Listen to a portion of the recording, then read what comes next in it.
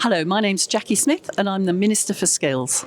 Jacqui, can you talk about the announcement last week around higher level skills for up to 25, golden apprenticeships, and the different routes and how we're going to address that? In our conference, the Prime Minister made absolutely clear the centrality of skills for this government, both in order to grow the economy, but also, of course, because of the opportunities it provides for people throughout their working lives. And he set the government a clear target, which was to ensure that 2/3 of young people are meeting either or are engaged in either a degree level course or a higher level technical qualification, or for the first time an apprenticeship level 4 or above. And the reason why that's so important, particularly the higher technical qualifications and apprenticeships, is because we have this gap at level 4 and 5 compared to other countries, where the people that are really crucial for many of the developments that we need to see, the technicians, the supervisors, need to be trained for the future. So we're determined to be able to make progress on that, and the Prime Minister has demonstrated by setting this cross-government target to drive that progress. Which is fantastic, and that's also to 25 on the same, because there's been a little bit of adjustment with the levy for apprenticeships, for example, to 21 was the priority.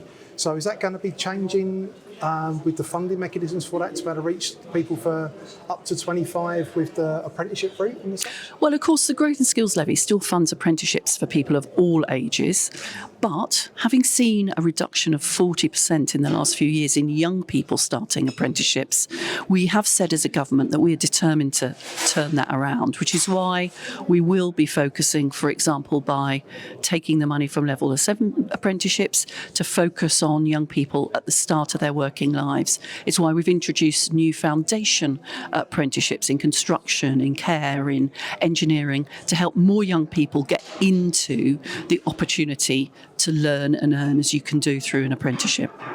And can we talk about NEETs? So there's quite a lot of discussion around NEETs. So obviously you've got a dual role and dual department. How can we encourage more or reduce the number of NEETs to encourage more people into education and work? Well, recently, of course, my job changed in that I'm now working still as Minister of Skills, but across the Department for Education and the Department of Work and Pensions. And in particular, this enables us to begin to make a difference to those young people who are not earning or learning. And it's shocking that that is 1 in 7 young people. It's a waste of young lives.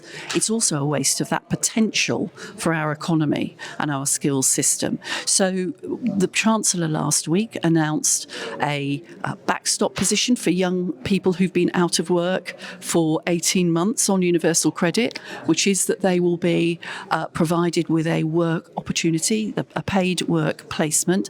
But even before we get to that point, we need to make sure that young people, 16 and 17-year-olds, have that guarantee of a place in college or an apprenticeship and then support to get work. So working on all of that area, we will make a difference to the numbers of young people who aren't able to earn or learn at the moment.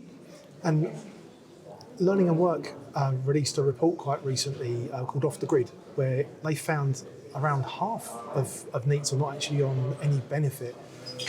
Are there any plans to try to sort of take those findings and to reach those that have fallen through the cracks and to be able to help them into to work in education? Well, we need to make sure that we're not losing young people through the system, which is why that transition from school to post-16 is really crucial, and we'll have more to say about that in our post-16 education and skills white paper.